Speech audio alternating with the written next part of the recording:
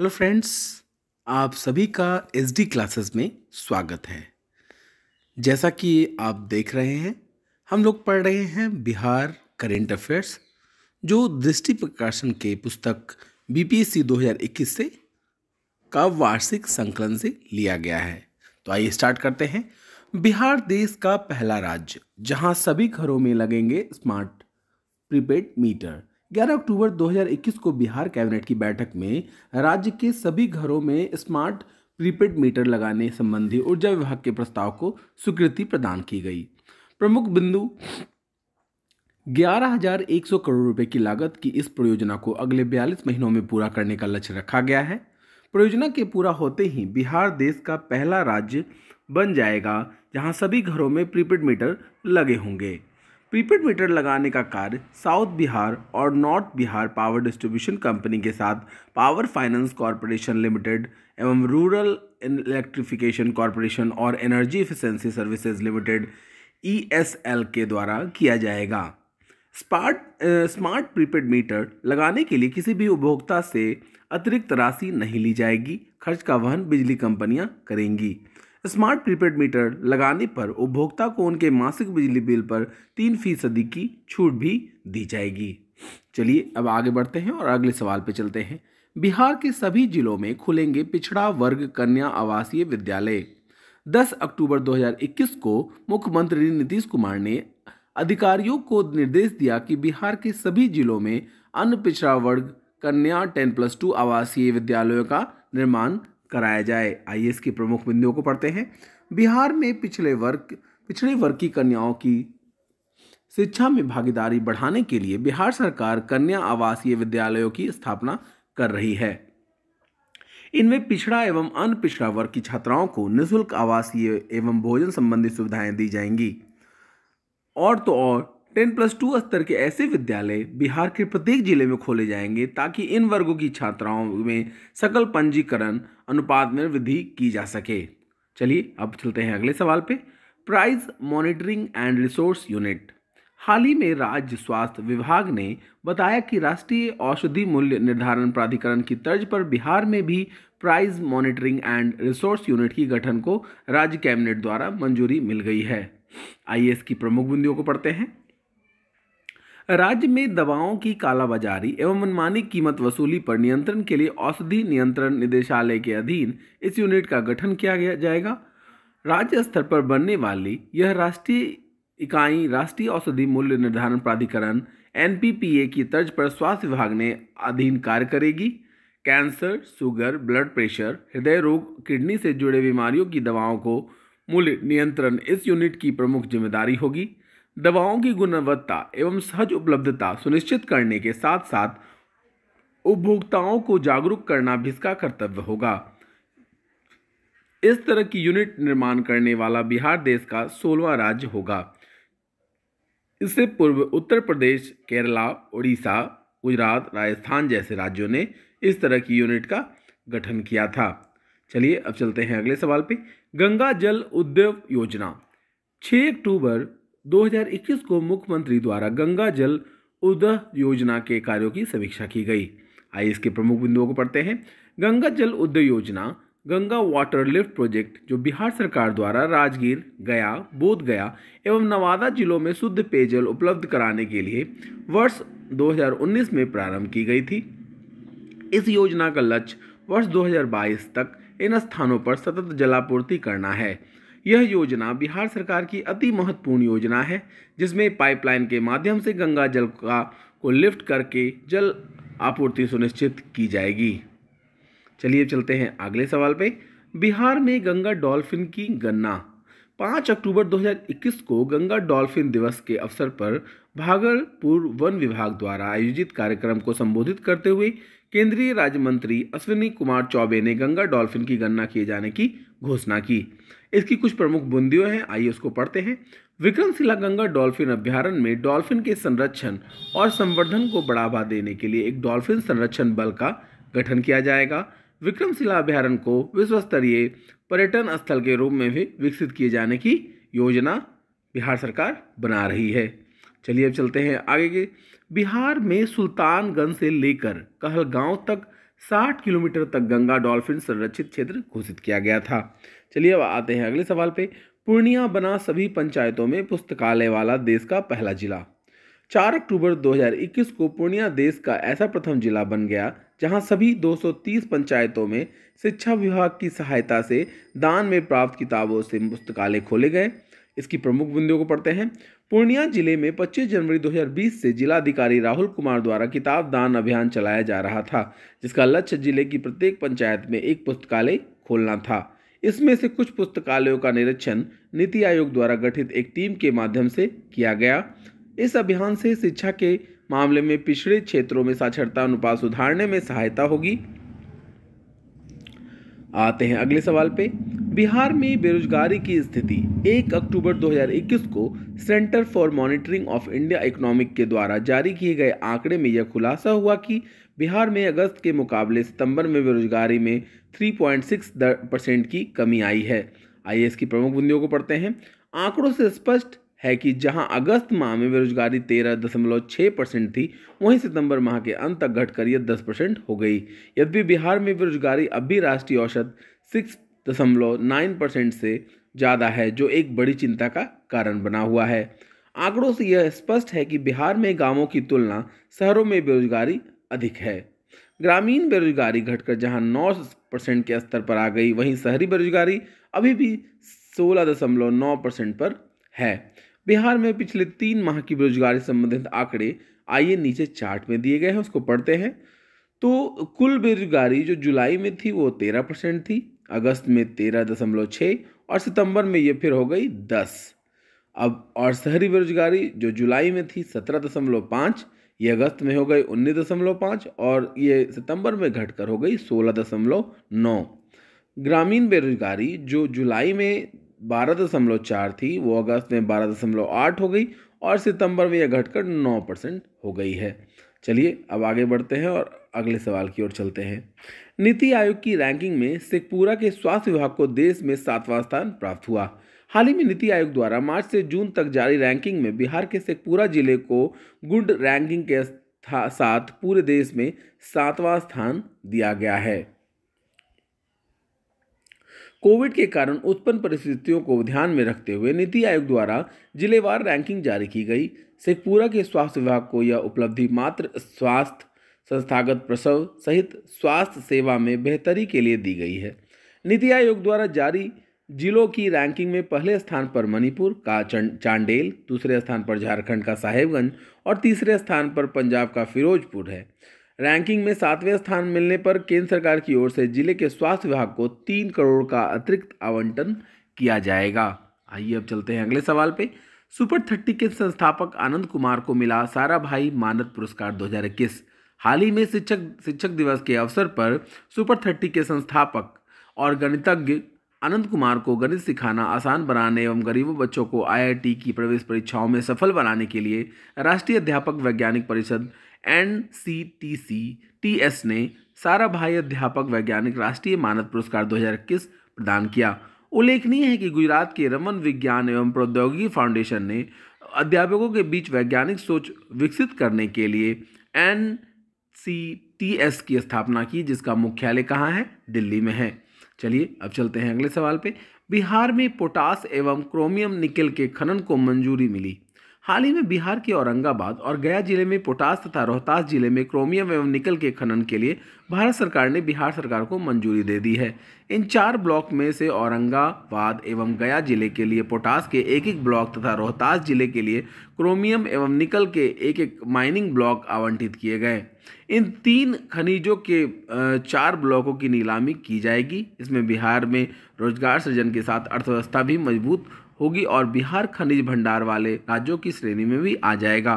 उल्लेखनीय है कि हाल ही में भारत सरकार ने पुष्टि की थी कि बिहार के औरंगाबाद एवं गया जिले में पोटास तथा रोहतास जिले में क्रोमियम एवं निकल के भंडार भारी मात्रा में उपलब्ध हैं। चलिए अब चलते हैं अगले सवाल पे।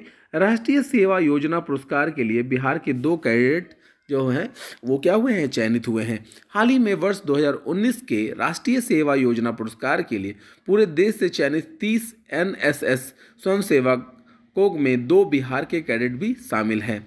राष्ट्रीय सेवा योजना पुरस्कार के लिए चयनित इन 2 कैडेटों में जयप्रकाश विश्वविद्यालय के जेपीएम कॉलेज की छात्रा ममता कुमारी तथा मगध विश्वविद्यालय के गया कॉलेज के छात्र विशाल राज शामिल हैं।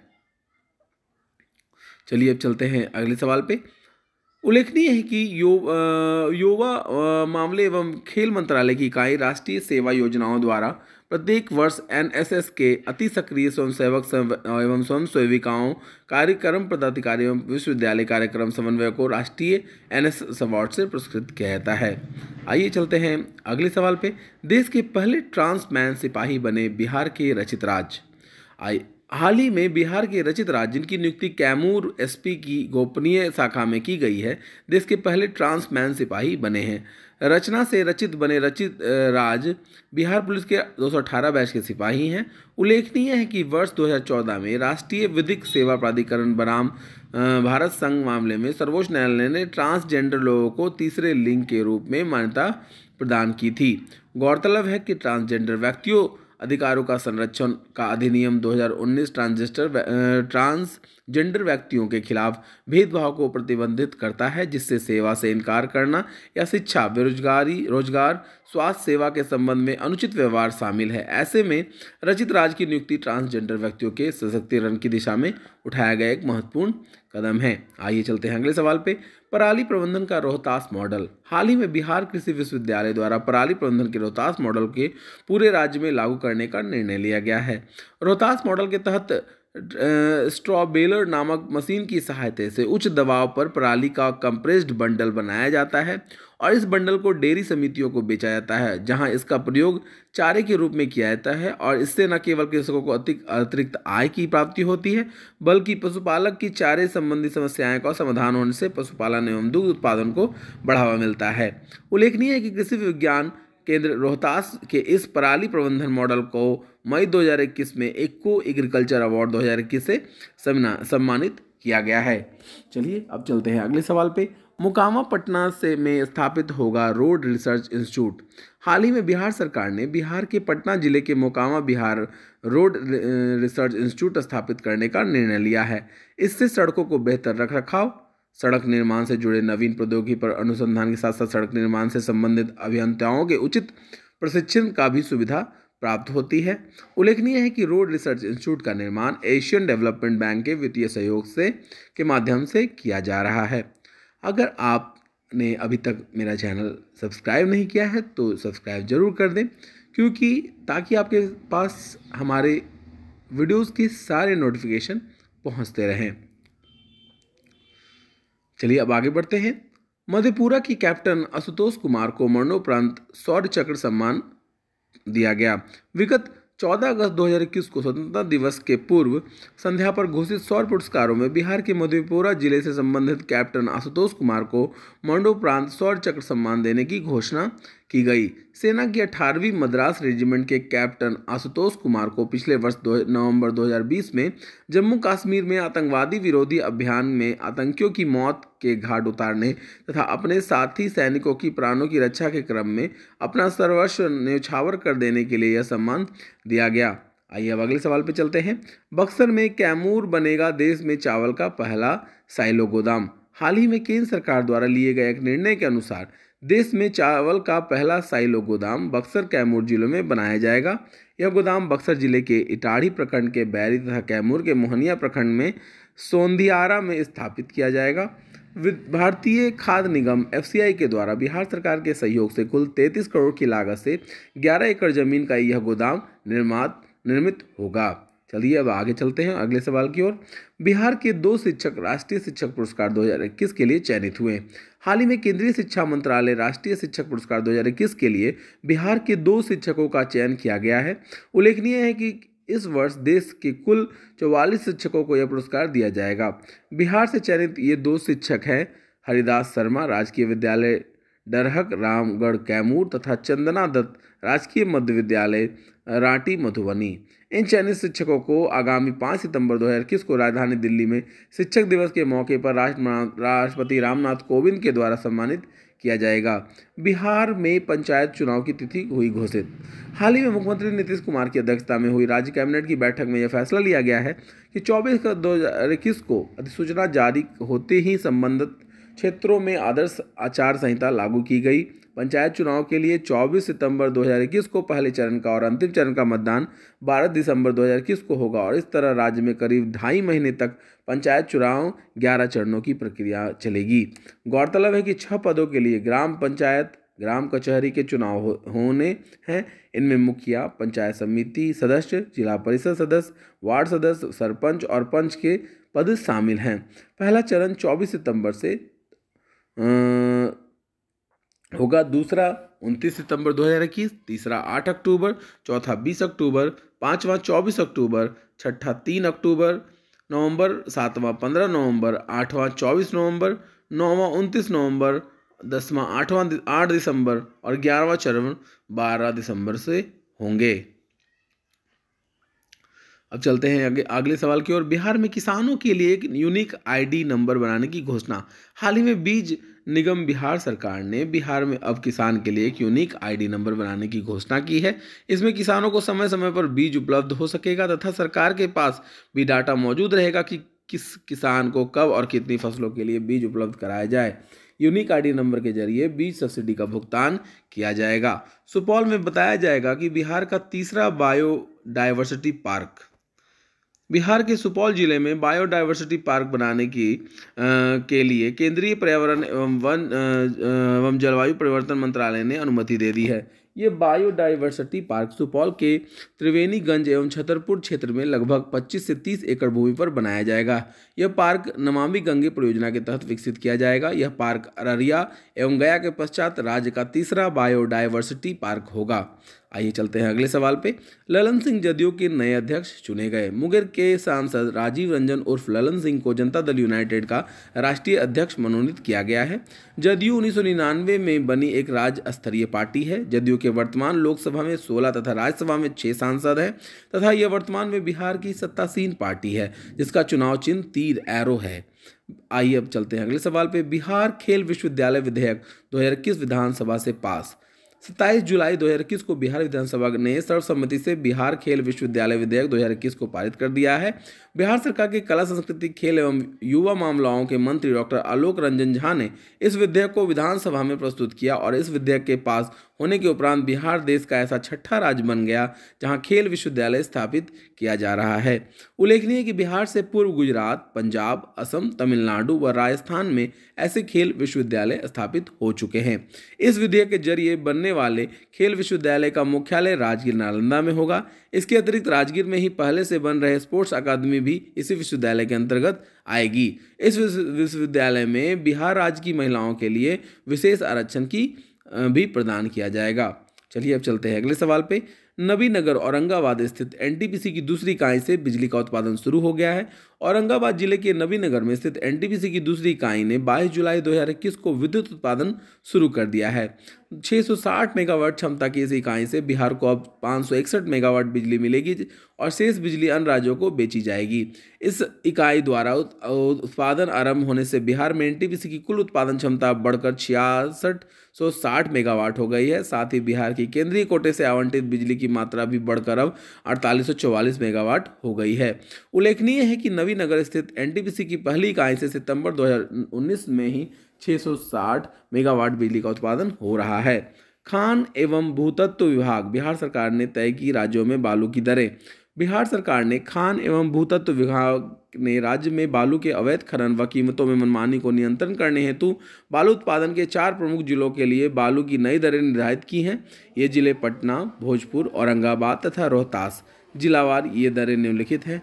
पटना में 4071 रुपये प्रति 100 CFT, भोजपुर में ये 4000 प्रति CFT, औरंगाबाद में 3950 रुपये प्रति 100 CFT और रोहतास में 3950 प्रति 100 CFT हैं। इन दरों पर बालू खनन संबंधी किसी भी समस्या के समाधान हेतु जिला खनन कार्यालय पदाधिकारी को नोडल अधिकारी बनाया गया है। आइए चलते हैं अगले सवाल पे। इंडो नेपाल मैत्री ट्रेन का सफल स्पीड ट्रायल। हाल ही में प्रचित्रित इंडो नेपाल मैत्री ट्रेन का समस्तीपुर मंडल के जयनगर से नेपाल के कुर्था के बीच सफल स्पीड ट्रायल किया गया। जयनगर के से कुर्था के बीच 70 किलोमीटर की रफ्तार से, वही कुर्था से जयनगर के बीच 115 किलोमीटर की रफ्तार से ट्रायल किया गया। 2014 से जयनगर जनकपुर के बीच ट्रेनों का परिचालन मेगा ब्लॉक के कारण बंद हो गया था और भारत और नेपाल के बीच सहमति के बाद आवश्यक तकनीकी परिचालन संबंधी आवश्यकताओं को पूरा किया जाएगा और लगभग 619 करोड़ रुपए लागत से भारत नेपाल मैत्री परियोजना पर काम तेजी से चल रहा है। चलिए अब चलते हैं अगले सवाल पे।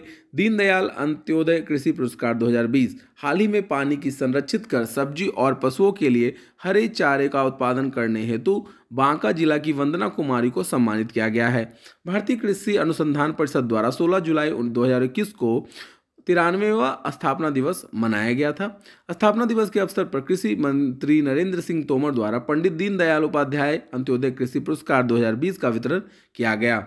चलिए अब चलते हैं अगले सवाल पे। आरा भोजपुर में बिहार का पहला फॉरेंसिक साइंस डिपार्टमेंट खोलने का प्रस्ताव। बिहार के भोजपुर जिला मुख्यालय आरा में स्थित वीर कुंवर सिंह विश्वविद्यालय में राज्य का पहला फॉरेंसिक साइंस डिपार्टमेंट खोलने का प्रस्ताव राजभवन को भेजा गया है। पहले राजगीर स्थित बिहार पुलिस एकेडमी में फॉरेंसिक साइंस की पढ़ाई शुरू करने पर विचार किया गया था, लेकिन फिलहाल उसे अनुमति नहीं मिली और फॉरेंसिक साइंस के तहत cyber crime, forensic engineer, forensic audit आदि की पढ़ाई की जाएगी और बिहार में अपराध से जुड़े मामलों में वैज्ञानिक अनुसंधान पर बल दिया जा रहा है और जिसे देखते हुए पटना, भागलपुर, मुजफ्फरपुर में फॉरेंसिक लैब खोला जाएगा। आइए चलते हैं अगले सवाल पे। पटना में स्थापित होगा district early intervention centre DEIC। हाल ही में बिहार सरकार व राष्ट्र बाल स्वास्थ्य कार्यक्रम के संयुक्त तत्वाधान में राजधानी पटना के गुरु गोविंद सिंह अस्पताल में डिस्ट्रिक्ट अर्ली इंटरवेंशन सेंटर स्थापित करने का निर्णय लिया है। इस सेंटर में शारीरिक व मानसिक रूप से कमजोर नवजात से लेकर 18 वर्ष तक के बच्चों का इलाज किया जाएगा और यहाँ बच्चों से संबंधित कुल 38 प्रकार की बीमारियों का निःशुल्क इलाज होगा। और पढ़ते हैं आज का अंतिम सवाल। पटना विश्वविद्यालय में सेंट्रल रिसर्च फैसिलिटी सेंटर तथा अंतर्राष्ट्रीय हॉस्टल का निर्माण किया गया। हाल ही में बिहार सरकार ने प्रतिष्ठित पटना विश्वविद्यालय में सेंट्रल रिसर्च फैसिलिटी तथा अंतर्राष्ट्रीय हॉस्टल के निर्माण का फैसला लिया है। इसे पूरे प्रोजेक्ट के लिए 3,29,50,000 रुपये बजट आवंटित है और यह कदम विदेशी छात्राओं को इस प्रतिष्ठित विश्वविद्यालय की ओर आकर्षित करने के लिए किया गया है।